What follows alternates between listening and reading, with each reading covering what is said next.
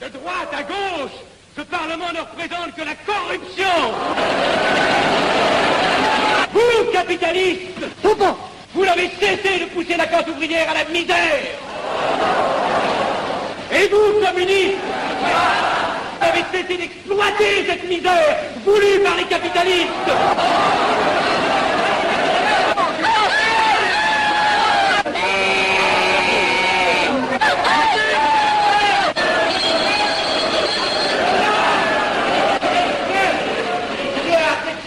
Et vous tous, parlementaires, désuets et périmés, acceptez-moi le parlementarisme.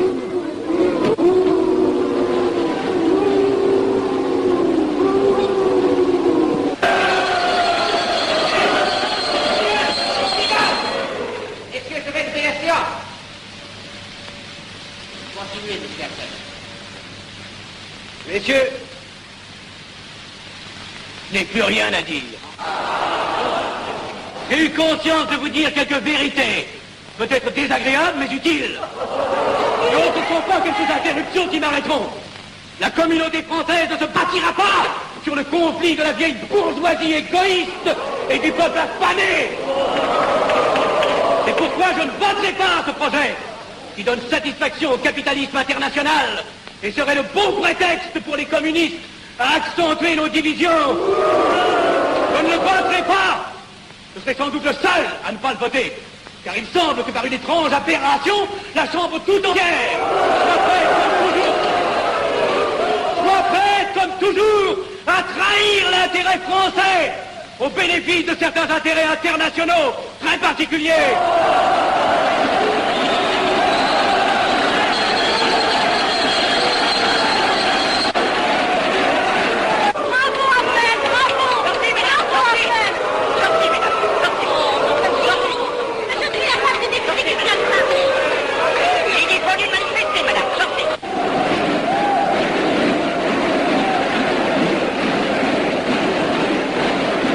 Il a du courage, ce petit Attel. Ces petits nationaux trop puritains nous font perdre notre temps. Il faudrait l'éduquer un peu. De quelle loge est-il? Il n'est pas de chez nous, mon frère Dubois. Tout s'explique. Voilà un garçon intelligent qui a besoin d'une méthode et de conseils. Présentez-le donc. Il est sensible, il faudra procéder avec précaution. Envoyez-lui la rivière, il saura le persuader. J'y vais.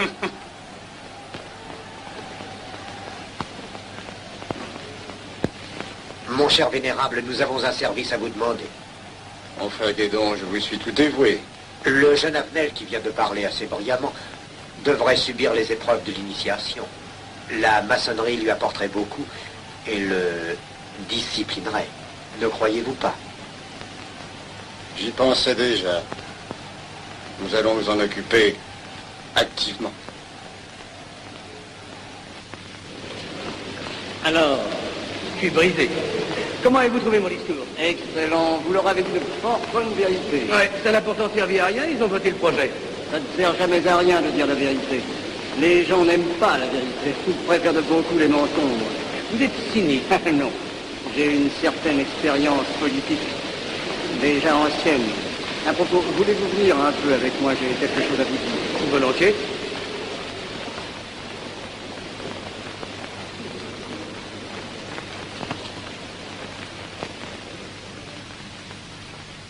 Oui, voyons, je voulais vous dire, si nous reprenions notre conversation sur la franc-maçonnerie, vous m'aviez dit l'autre jour que vous étiez curieux de connaître cette association. Ah oui, on en dit tantôt du bien, tantôt du mal. Je vous avoue que je n'aime pas beaucoup les sociétés secrètes. La franc-maçonnerie n'est pas une société secrète. C'est une société discrète. Pourquoi éprouves-tu tant de répugnance à me voir entrer dans la franc-maçonnerie? Cette association me semble suspecte. Il ne doit y avoir que des arrivistes là-dedans. Non, voyons, nous sommes peut-être aussi des braves gens, animés d'un idéal sincère. Le texte qu'ils m'ont donné est rempli de bonnes idées. Tu me diras que ce n'est qu'un programme affiché à l'entrée. Mais il me paraît loyal. Tu es un honnête homme, mon chéri. Mais tu as un grand défaut. Ah, et lequel? Tu ne vois jamais le mal. Tu imagines que les autres sont bons comme toi-même. C'est pourquoi tu as toujours des déceptions. N'importe, je suis décidé à tenter cette expérience. Alors fais-la. Je souhaite me tromper. Pourquoi? vas-tu te présenter chez ces gens? Mercredi. Déjà.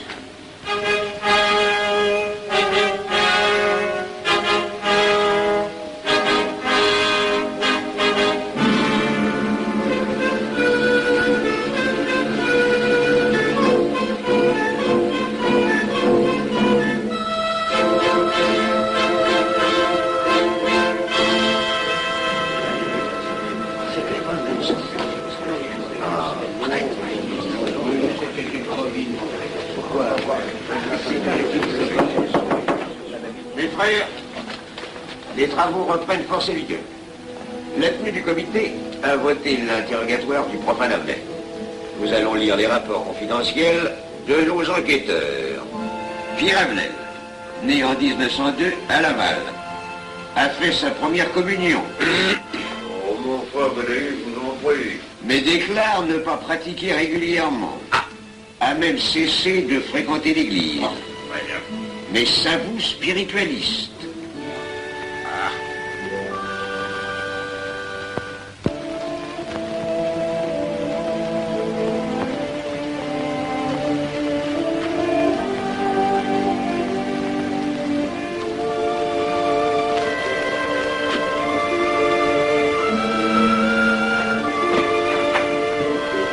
Monsieur, voulez-vous aussi? Permettez-moi de vous barrer les genoux. Mes frères, le profane Avenel, qui nous est recommandé par notre frère Gainsbourg, vice-président de la Chambre, est député. Cela ne nous impressionne pas. Nous devons surtout examiner ce qu'il pourra apporter à la franc-maçonnerie. Il nous faut des gens qui servent notre ordre et contribuent à sa puissance. Pour l'instant, il paraît afficher des idées nationales un peu trop absolues. Mais enfin, je voudrais vous prévenir d'une chose. Comme il est de notre intérêt de tenir en main un grand nombre de parlementaires, il vaudrait peut-être mieux ne pas lui poser des questions qui pourraient le choquer. On nous le signale comme assez sensible sur les questions spirituelles ou religieuses. Quand il aura travaillé quelque temps parmi nous, il aura évolué.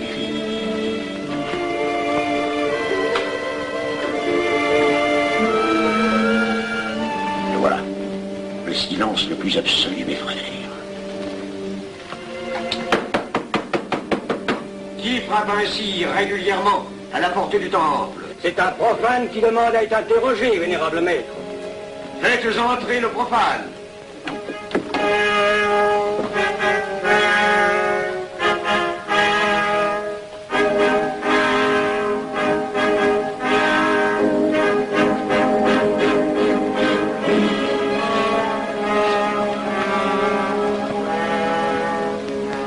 Monsieur, vous avez déclaré vouloir faire partie de la franc-maçonnerie. Mais nous désirons savoir qui vous êtes. Nous allons donc vous interroger sur vos sentiments, vos croyances, vos idées politiques. Répondez-nous sans vous troubler, mais en nous disant la plus stricte vérité. Consentez-vous à cet interrogatoire? J'y consens. Monsieur, croyez-vous en Dieu? Et pourquoi? Il semble être déçu par ce premier contact avec la maçonnerie. Mais l'interrogatoire est assez pénible. J'ai dû paraître ridicule. Vous vous trompez. D'autres qui sont passés avant vous ont moins bien répondu. Vous avez été reçu avec une majorité convenable, 16 voix contre 10. Comment, j'ai eu 10 voix contre moi? Non, non, 2 seulement. 2. Mais les voix d'opposition comptent pour 5. Ah, un opposant de plus, et vous étiez blackboulé. Maçonnerie est difficile sur le choix de ses candidats. Pas assez, mon cher, pas assez. Je dois même vous avertir que lorsque vous serez en loge, vous serez déçu. Le milieu maçonnique est épouvantablement médiocre. Vous verrez que vous nous apporterez plus que vous ne recevrez. Mais ces rites dont vous m'avez parlé, ces initiations mystérieuses... De bêtises. Il y en a qui y attachent un certain sens symbolique. La plupart des maçons ritent eux-mêmes de ces vieilles pratiques désuètes. Seulement le jour de votre initiation, tenez-vous bien, les épreuves de la cérémonie ne sont pas commodes.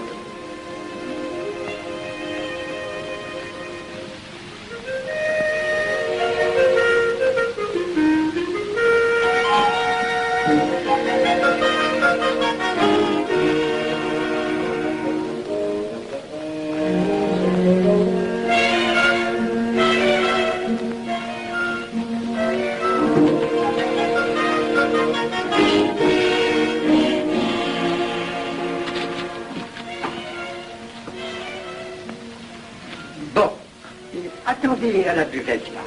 On viendra vous chercher. Mais c'est entendu, mon cher, je m'occupe de ton affaire. Tu peux compter sur moi. Mais c'est entendu, excuse-moi, la tenue va commencer, je suis un peu en retard.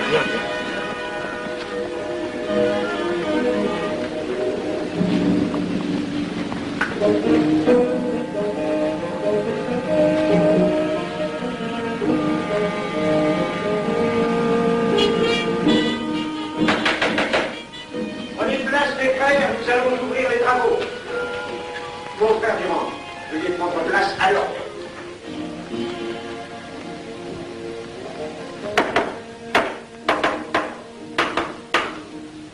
Frère premier surveillant, êtes-vous franc-maçon?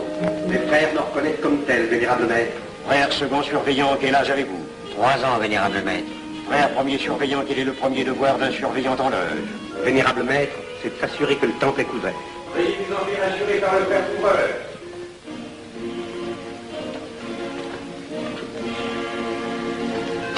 Le temple est couvert, vénérable maître. Frère second surveillant, quel est le second devoir des surveillants en loge? Vénérable maître, c'est de s'assurer que tous les frères présents sont membres réguliers de la loge ou visiteurs connus. Debout, et alors, mes frères. Frère premier et second surveillant, assurez-vous que tous les frères rangés devant vos colonnes sont membres réguliers de la loge ou visiteurs connus.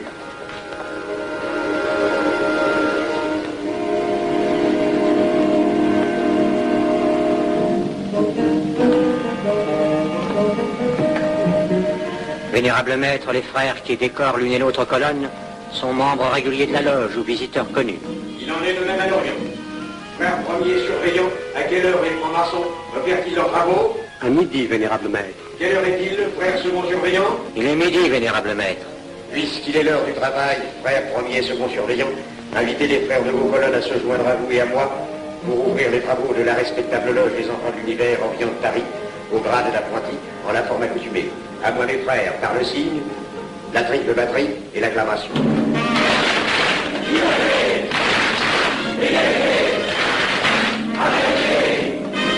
Prenez place, mes frères, les travaux sont ouverts. Mes frères, l'ordre du jour appelle l'initiation du profane Arnel. L'atelier a voté dans une précédente tenue la mission du dit profane. Nous allons donc ce soir le recevoir solennellement. Mon frère couvreur, veuillez aller chercher le profane Arnel qui a écrit son testament philosophique dans le cabinet de réflexion.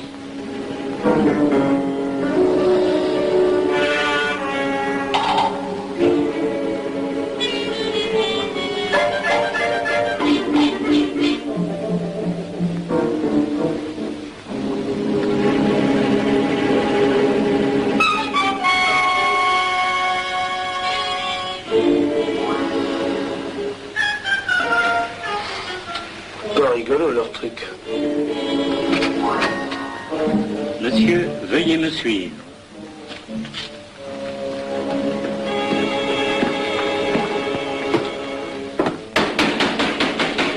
Qui frappe ainsi régulièrement à la porte du temple? Vénérable maître, c'est un profane qui demande à être reçu maçon s'il en est jugé digne. Frères, armez-vous de vos glaives. Faites entrer le profane.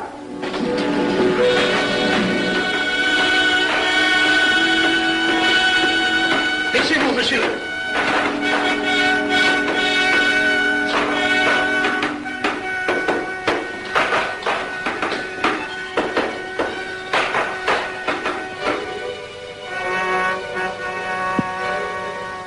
Monsieur, cette épée que vous sentez sur votre poitrine est toujours levée pour punir le parjure.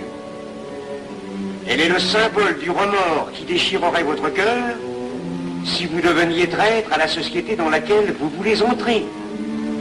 Est-ce de votre propre volonté, en pleine liberté, que vous vous présentez parmi nous? Oui. C'est une institution qui ne procède que d'elle-même. Elle prend sa force dans la raison. Persistez-vous toujours dans vos intentions? Êtes-vous bien déterminé à vous soumettre aux épreuves, quelles qu'elles puissent être? J'y consens. En ce cas, confiez-vous à la main qui va diriger vos pas. Mais comme il serait imprudent de s'imposer des obligations dont on ne connaîtrait pas l'étendue, il est de la sagesse de cette respectable assemblée de vous dire quels seront vos devoirs si elle vous admet dans son sein. Le premier est un devoir absolu de secret sur tout ce que vous pourrez entendre et découvrir parmi nous, ainsi que sur tout ce que vous verrez et saurez par la suite. Je dois exiger de vous un serment, prêté sur la coupe des libations. Consentez-vous à le prêter? Oui. Frère expert, faites approcher le profane. Et vous, maître des cérémonies, apportez la coupe des serments. Présentez la coupe au profane.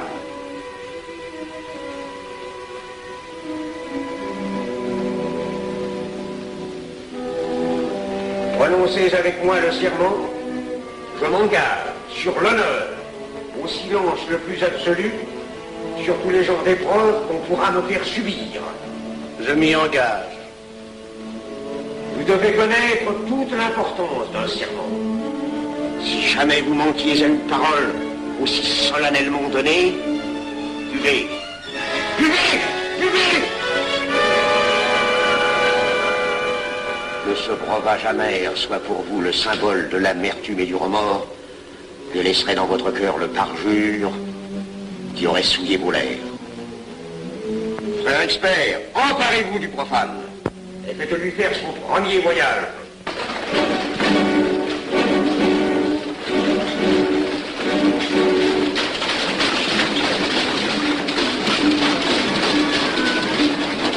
Voilà, c'est un profane qui demande à être reçu maçon.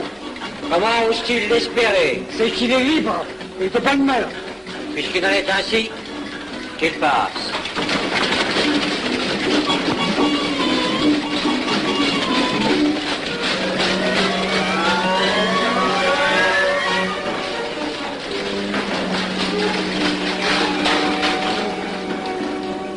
Monsieur, le voyage symbolique que vous venez de faire est l'emblème de la vie humaine. Le bruit que vous avez entendu figure les passions qui l'agitent. Les obstacles que vous avez rencontrés peignent les difficultés que l'homme éprouve et qu'il ne peut vaincre ou surmonter que grâce à l'aide qu'il trouve dans ses semblables. Frère expert, faites faire le deuxième voyage.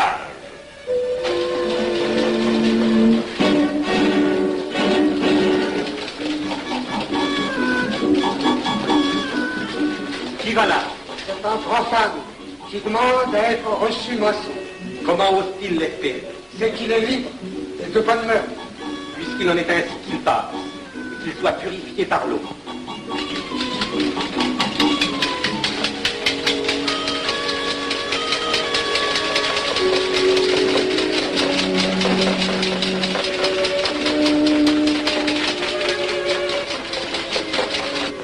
Monsieur, nous avons procédé à l'épreuve de l'eau qui représente l'épuration de votre esprit naissant à la vie maçonnique. Votre cœur doit être limpide comme l'eau pure. Frère expert, faites faire le troisième voyage.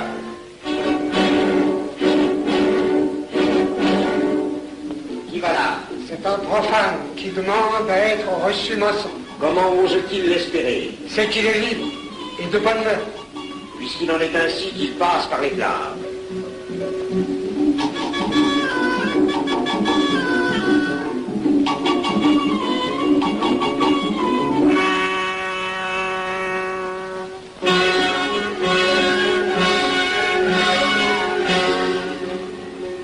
Monsieur, les flammes dont vous avez été environné ont achevé vos épreuves.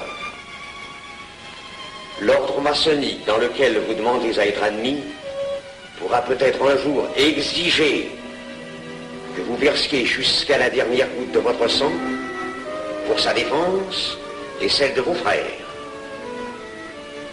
Je vais maintenant vous faire prêter serment à la franc-maçonnerie. Frère expert, amenez le profane à l'autel. Mes frères, debout, à l'ordre et lèvent vos mains.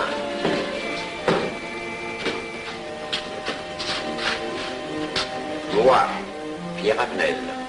Moi, Pierre Avenel, de ma propre et libre volonté, De ma propre et libre volonté. En présence de cette respectable assemblée de maçons.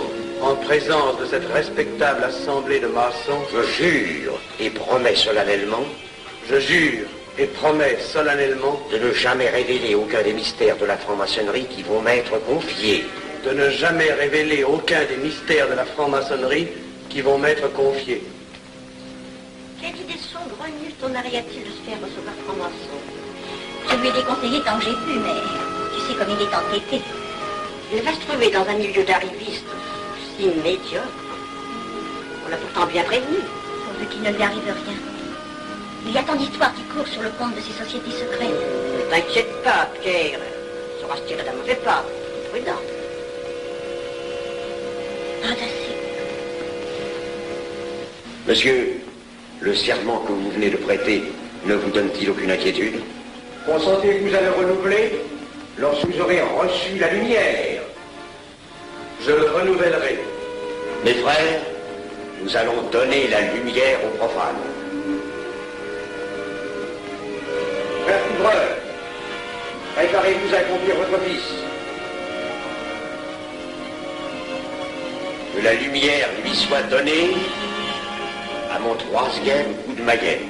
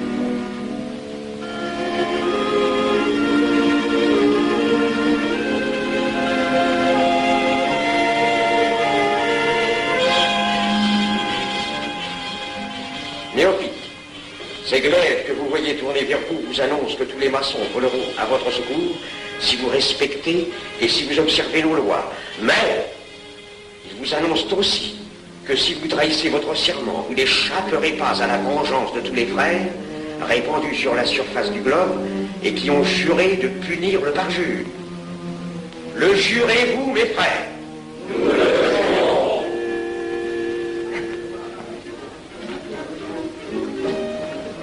Mes frères, à la santé de notre nouveau frère. À votre santé.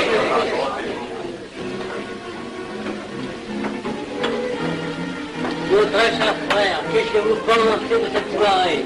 Eh bien, c'est curieux. Cette cérémonie est très impressionnante. Mon cher frère, pourrais-je vous laisser ma carte au cas où vous auriez besoin de mes services? Je vends de tout. De la bonneterie, des chaussures, du savon à nettoyer invraisemblable. Tu permets, mon cher Lévi-Stein? Je t'en prie. Mon frère Avenel, nous allons bientôt nous mettre à contribution. Oui, un de nos amis de notre loge voudrait un bureau de tabac. Le Grand Orient est submergé de monde en ce moment. Avec vous, ça ira peut-être un peu plus vite. Volontiers, je vous remercie. Ah, dans quelque temps, je vous parlerai aussi d'une autre affaire. Depuis plusieurs années, j'ai droit à la Légion d'honneur. Je ne m'en suis jamais occupé, je n'ai pas voulu déranger nos amis pour ça, on leur demande déjà tellement de choses, n'est-ce pas? Vous m'aiderez? À votre service. Merci beaucoup. Alors, on nous voit. Ah non, pas comme ça. Voyez-vous, des petits coups secs, avec le pouce, là, comme ça. Pom, pom, pom. Essayez. Pom, pom, pom. Et ben voilà. Avec ce signal-là, on ouvre toutes les portes.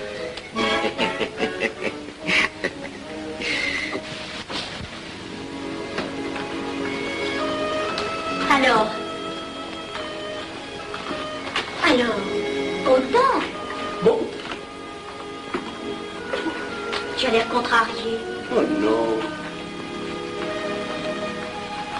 Déjà déçu. Pas encore. Tu me raconteras la séance. Ah, j'ai juré de ne rien dire. Même à moi? Écoute, c'était pas ridicule. C'était étrange.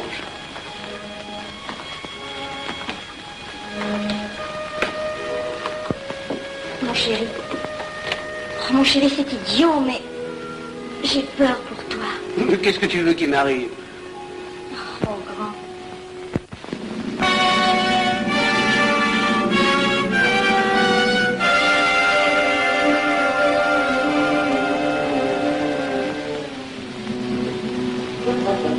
Mon très cher frère Avenel, vous êtes député.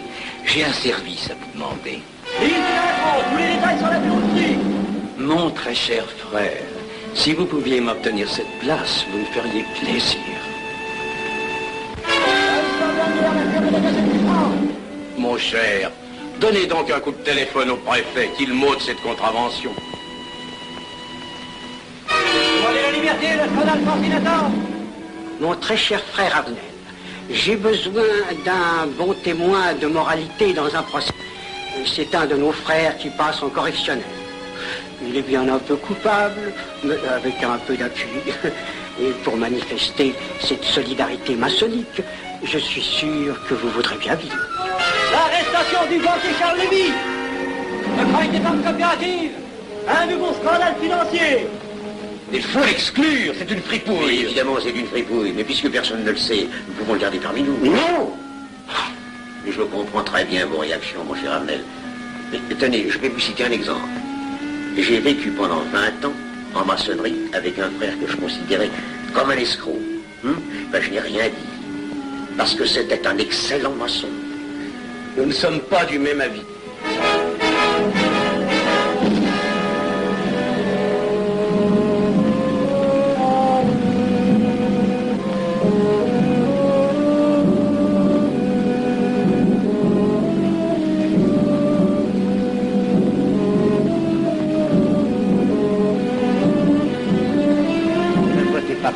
Pourquoi? C'est un adversaire de la maçonnerie. Mais son projet est excellent. Qu'importe, il nous dessert. Vous n'avez pas l'air de mon être. Non. Non, je ne ferai pas ce que vous voulez. Un mouvement de vous conformer à la discipline républicaine. La discipline républicaine et maçonnique. Je sais ce que c'est, allez, c'est une canaillerie. Mon frère, ne laissez pas vos paroles dépasser votre pensée. Oh, ne croyez pas que je sois en colère, non, j'ai tout mon sang-froid, au contraire. Et c'est pour ça que je ne voterai pas cette loi unique. Vous détruisez ce pays en l'empoisonnant doucement. Ah, Nel, vous ne parlez pas sérieusement. Mais vous ne comprenez donc rien.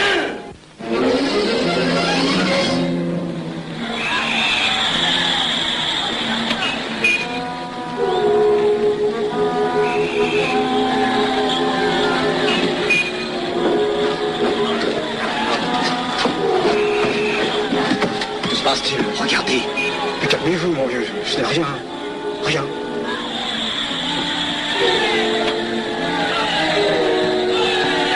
Que croyez-vous qu'on doit faire? Rien. Surtout rien. Pas de pareil cas que t'attends. Et croyez-moi, il n'y aura pas d'incident. Tous ces gens vont rentrer se coucher. Ils sont fatigués à avoir crié.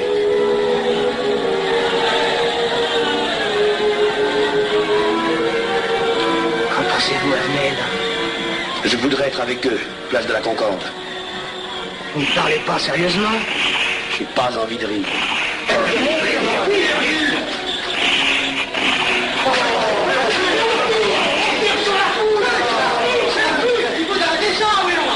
Mais surtout, faut arrêter ça.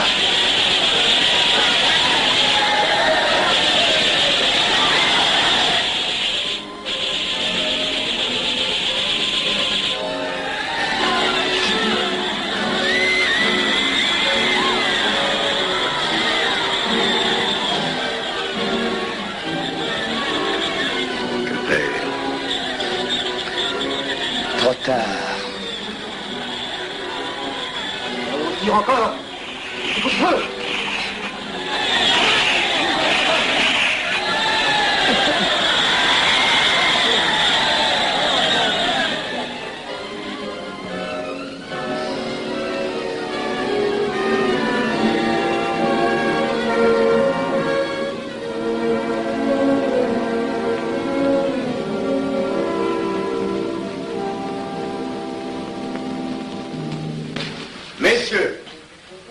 avons établi définitivement la liste des membres de la commission d'enquête.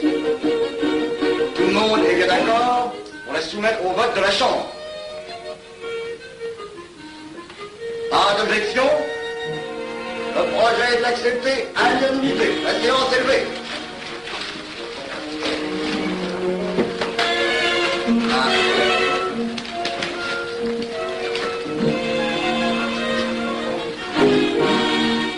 Vous pensez que ça va marcher? Je ne prévois pas d'opposition. Si cela est ainsi, nous risquons de nous en tirer. Je le crois sincèrement. Nos frères députés nous attendent dans un salon voisin. Ils sont impatients de vous entendre. Allons-y. Armel. À propos, cher ami, je vous ai mis d'office dans la commission d'enquête. Moi, pourquoi? C'est indispensable. J'ai besoin de vous. Venez avec nous. Vos amis nous attendent.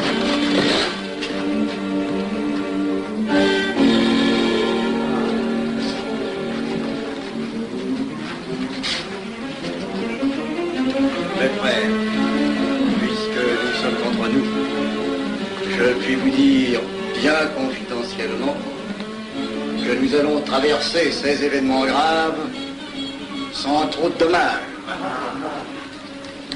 La commission vient d'accepter tout à l'heure les listes que nous avons proposées pour la commission d'enquête. Beaucoup de nos adversaires en font partie, mais dans l'ensemble, les maçons sont encore en majorité. Rassurez-vous donc, ni la République ni la maçonnerie ne sont perdues. Elles ont traversé une crise grave. Elles sortiront renforcées de cette épreuve. Merci.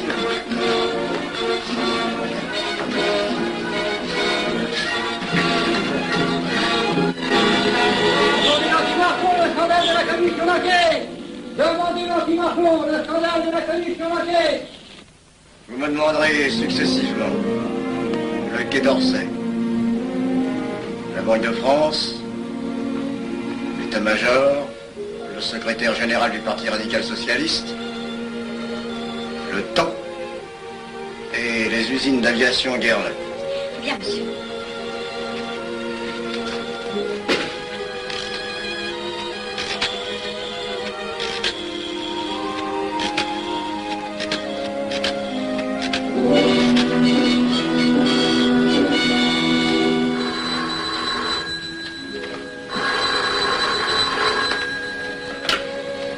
Allô, le chef de cabinet du ministre. Allô? Mais oui, passez-le-moi. Lui-même, à vos ordres, mon très cher ami. Je ne peux rien vous dire par téléphone. Il pleut. Vous me comprenez? À merveille. Alertez tous nos amis à l'étranger. Qu'en aucun cas, on ne parle de nous. Silence. Compris. Allô, ici Général Maisonnat. À vos ordres, mon cher Larivière. Je compte sur vous, mon cher général, pour que l'armée ne varie pas politiquement. Elle doit rester divisée, avant tout. Ne craignez rien, j'ai déjà procédé à des changements importants. Tous les officiers suspects d'être contre nous ont été éloignés de Paris et séparés les uns des autres. Mes frères, il est indispensable de franchir cette mauvaise passe. Il ne faut pas trop de mouvement de course. N'est-ce pas, mon frère sous-gouverneur? Nous maintiendrons la monnaie. La presse de droite doit essayer d'attaquer la presse de gauche. Il y aura quelque temps. Pour donner le change. C'est entendu.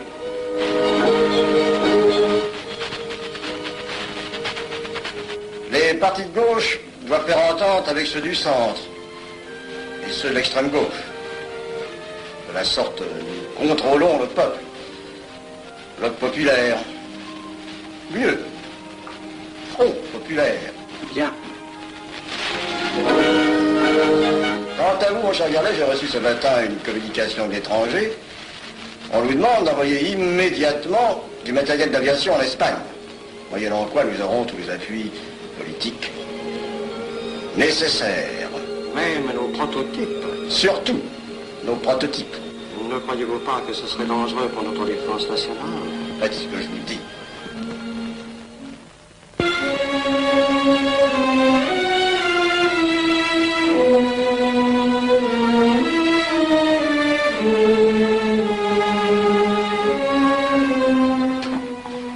Monsieur Avenel, faites entrer. Ah, bonjour, cher ami. Comment on va? Bien, merci. Ah, je vous ai fait appeler. Que se passe-t-il? On ne vous voit plus. Vous le boudez? Oh non. Cigarette. Non, merci. Dites-moi, pourquoi avez-vous refusé de faire partie de la commission d'enquête? Bon, j'ai beaucoup de travail en ce moment et je fais déjà partie d'autres commissions. Avenel, répondez-moi franchement. Ce n'est pas parce que nous avons eu l'autre jour une petite discussion bien fraternelle? Eh bien, justement, si. Je voudrais vous parler de la franc-maçonnerie. Ah, mais bien, voyons, mais bien entendu. Asseyez-vous. Alors, je vous écoute. Eh bien, voilà, vous avez été mon présentateur, je vous dois une explication. Je suis décidé à déposer ma démission. Vous avez l'air d'avoir été déçu par la maçonnerie. Au pire, choqué. Pourquoi? Mais confessez-vous, mon vieux. Vous ne serez pas le premier maçon qui m'aura ouvert son cœur. Qu'est-ce qu'on vous a fait? Mais à moi, personnellement, rien. Mais je trouve ce milieu maçonnique... Pourri d'arrivistes écœurants. Je vous l'accorde. Ah, je ne vous le fais pas dire. Oh, croyez-vous que je sois dupe? Alors, je ne comprends pas. Tant de vertu affichées sur le programme à la porte. Tant de mystère à l'intérieur pour ne cacher que ces petites combines, ces appétits de comitards. Je m'attendais à trouver des hommes dévoués, sinon supérieurs. Au lieu de ça, je n'ai rencontré que des quémandeurs de bureaux de tabac ou de décoration, ou alors des fripouilles qui cherchaient à m'utiliser pour échapper à des condamnations. En dehors d'eux, des phraseurs, des sectaires ignorant tout, ne connaissant rien de l'histoire de leur pays, rien de l'histoire du monde, rien de la politique, rien de la philosophie, rien. Ah, des cerveaux vides, mais des dents longues et des langues folles. Et c'est cela qui gouverne la France. Quel grade avez-vous maintenant? J'ai été initié à la maîtrise il y a peu de temps. Eh bien, si vous avez le courage de vivre encore quelques années dans la médiocrité des ateliers bleus, vous passerez ensuite aux ateliers supérieurs. C'est mieux? C'est autre chose. Voyons, vous êtes 33e, n'est-ce pas? C'est le grade le plus haut dans la maçonnerie. Mon petit Avenel, je vais vous révéler, quoique je ne le doive pas, ces fameux secrets maçonniques dont on fait tant de mystères. En maçonnerie, on cache tout aux petites gens. En bas, vous ne savez rien. En haut, vous commencez à voir un peu plus clair dans le jeu mondial. Moi-même, je ne suis pas totalement éclairé sur les intentions des dirigeants de notre ordre. Et quand je dis dirigeants, je me trompe. Il n'y a pas de chef chez nous. Il n'y a que des exécutants. Je suis un pion sur un échiquier, j'accomplis une fonction. Je reçois des messages. J'obéis. Je transmets. J'agis. Mais qui dirige? Personne. C'est beaucoup plus compliqué et simple en même temps qu'on ne pense. Qu'est-ce que la maçonnerie? Des groupes d'hommes qui se sont réunis aux quatre coins de l'univers pour enserrer le monde dans un réseau aux mailles infranchissables. Nous sommes 50 000 en France, 500 000 en Angleterre, 3 millions en Amérique, c'est peu. Mais c'est énorme, parce que nous formons un bloc uni d'une seule volonté. Nous rayonnons partout, nous commandons partout. Ici, 300 parlementaires sont francs-maçons. En Angleterre, le roi fait partie de notre ordre. Aux États-Unis, le président est 32e. Il n'y a pas un pays où nous n'ayons nos appuis secrets, nos hommes, nos banques, nos groupes dévoués. Et ceci n'est rien. Je ne vous montre là de la maçonnerie que la puissance physique. Il y a peut-être autre chose. Mais quoi? Une doctrine supérieure. Une antique expérience des forces du monde qui nous permet de pousser les peuples tantôt vers la vie, tantôt vers la mort, quand il le faut.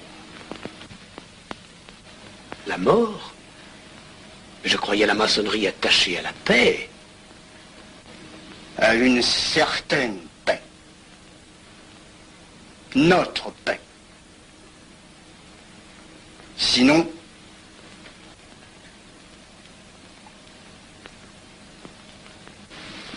alors, cette démission, je vais réfléchir.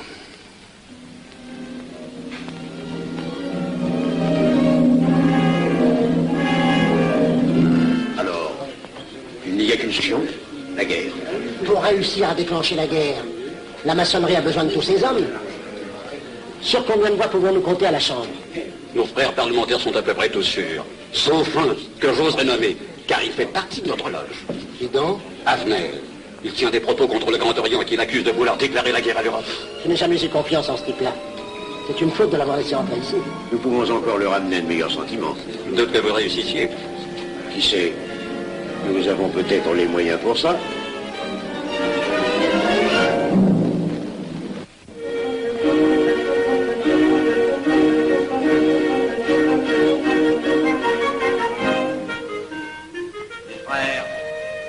L'aviation allemande n'a pas d'appareil. Plus de 2000 accidents d'avion l'année dernière en Allemagne.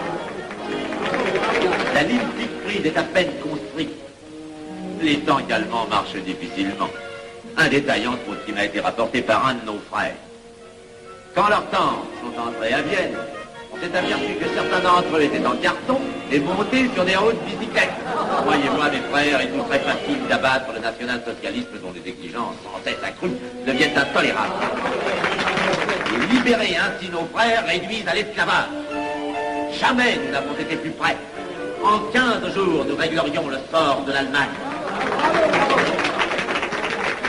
Notre loi régirait l'Europe définitivement. Notre victoire est sûre. C'est faux. C'est faux. Silence. Ce que dit cet homme est faux. Mon frère, je vous rappelle alors, vous n'avez pas la parole. Je le sais. Je suis député et membre de la commission de la défense nationale. Je ne peux pas laisser se prolonger un discours aussi manifestement erroné. L'appréciation de monsieur... De notre frère, Liechtenstein. Oui, si vous voulez. Sur l'état de l'armée que possède l'Allemagne sont des mensonges. Et ajoutez quoi, c'est de la stupidité. Et pourquoi vouloir une guerre entre l'Allemagne et la France? Mon frère, vous n'avez pas la parole. Peu m'importe. Mais je tiens à dire qu'aucun motif réel de conflit ne peut être invoqué. Vous le direz tout à l'heure, après l'exposé de notre frère. Non, je la dirai immédiatement, avant d'entendre des stupidités bellicistes. Mais vous tous, maçons, vous poussez à la guerre.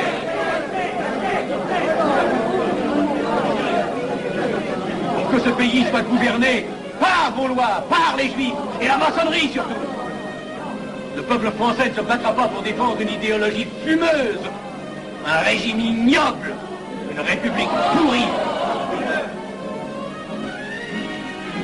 Mon frère Avner, je vous prie de couvrir le temple.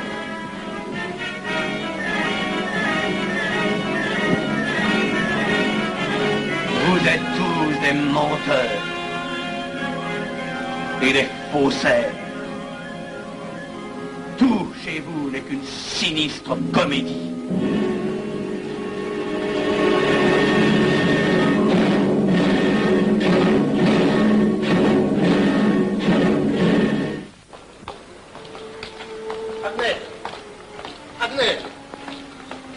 Avner, excusez-moi, comme vous, j'habite Neuilly, c'est pourquoi je me permets de vous rejoindre. Oui, vous avez fort bien fait, monsieur. J'étais près de vous à la CNU. Je voulais vous féliciter. Oh, merci. Vous avez très bien fait de leur crier des vérités. Ce sont des fous. Malheureusement, il est impossible de leur faire entendre raison. Les événements sont pourtant indiscutables. Oui, oui. Dites-moi, j'ai des documents confidentiels sur l'action actuelle de la maçonnerie qui peut-être vous intéresseraient. Des documents? Oui, oui, des documents. Vous êtes député, il serait utile et urgent que je vous les communique. Mais je crois bien, où sont-ils? Chez moi, pas très loin d'ici. Si vous avez quelques minutes. Et volontiers, allons. Alors, qu'est-ce qu'on décide? Pétard ou couteau? Le couteau, ça fait moins de bruit. Attention, voilà.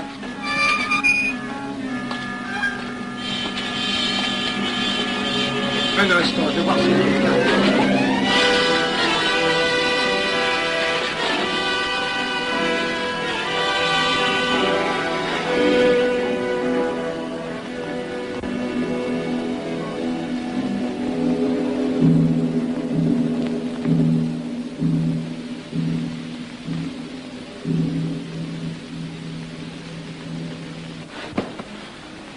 pas, mon chéri. Tu guériras vite. Le docteur a dit maintenant que j'étais sauvé, à condition d'être sage.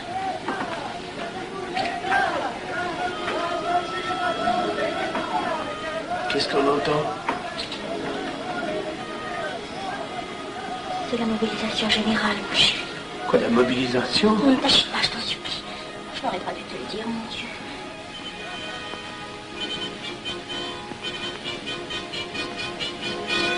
T'en fais pas, mon chéri. Tu reviendras vite.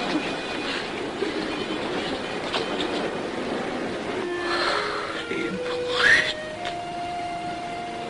Ils sont arrivés. Ils ont réussi à déclencher leur guerre. Oh, ne bouge pas. Tes plaies sont à peine fermées. Si j'étais pas tombé sous les coups de ces criminels, j'aurais peut-être pu arrêter ça. Mais non, tu n'aurais rien pu empêcher, mon chéri. Ces hommes sont plus forts que toi.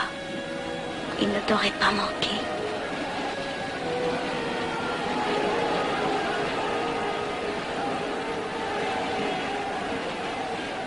Qu'est-ce que c'est?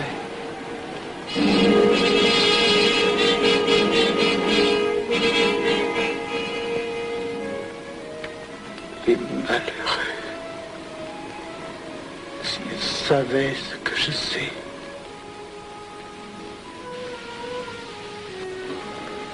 Mes frères, nous pouvons affirmer en toute sérénité que la franc-maçonnerie universelle a présentement atteint son but. Cette guerre qui est la nôtre est déclarée. Elle doit aboutir au triomphe de notre ordre. Il importe que le monde soit définitivement gouverné selon nos méthodes et par nos idées. Debout et alors. Frère premier surveillant, à quelle heure ferme-t-on les travaux? À minuit, vénérable maître. Quelle heure est-il, frère second surveillant? Minuit, vénérable maître. Puisqu'il est minuit et que nous avons accompli notre œuvre, je déclare les travaux clos à mon maillet. Retirons-nous en paix, mes frères, sous la loi des sciences.